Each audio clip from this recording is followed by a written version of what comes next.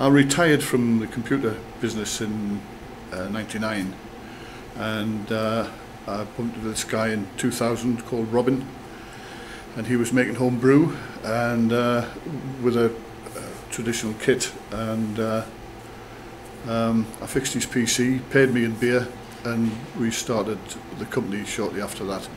Found these premises and started to develop the business using Robin's recipes. He was very good at designing beers, so we caught on quite quickly, but it was tough. The first 3 or 4 years were quite tough.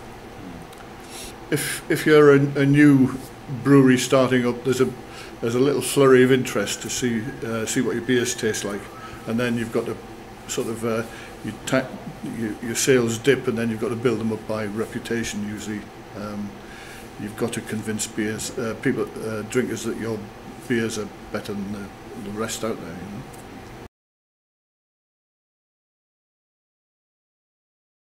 You know? When we first started, the duty was charged at the full rate, and it meant that we were paying twice as much duty as we are now, and it was quite difficult. The duty bill every month was quite high, and as a proportion of our turnover it was high, so we were making very little money.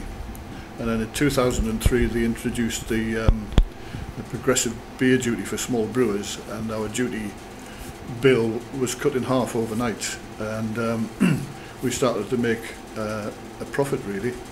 But the trouble is that encouraged a lot of other people to get into the business, and competition has been pretty fierce ever since, really. It's like slow death, you know. They're gradually just taking more and more out of our turnover in tax. We pay quite a lot of tax every year, something like £250,000 a year in duty, and then there's another perhaps 100 odd thousand in VAT, which we collect for the government. So a lot of our time is collecting money for the government, really. We employ 12 people, my son and myself, and 4 production workers, 2 brewers and 2 other workers are full-time, and we've got 3 part-time drivers and essentially 3 part-time office staff, and we produce something like on a good week probably 16,000 litres of beer. Well, I think the sense of identity that's created by producing such things as beer locally is most important.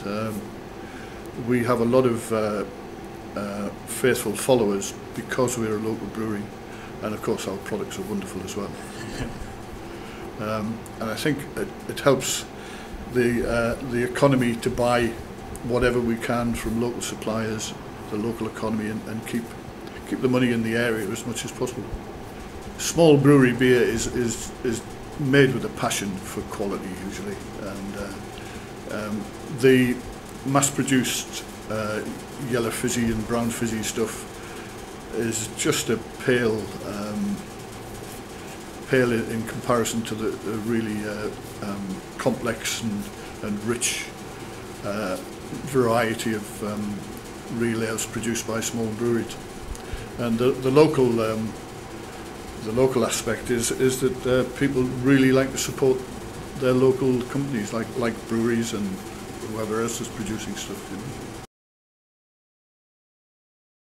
Well, I think that's largely up to my son. I'm gradually working myself out of the business at the moment, and I intend to retire probably quite soon.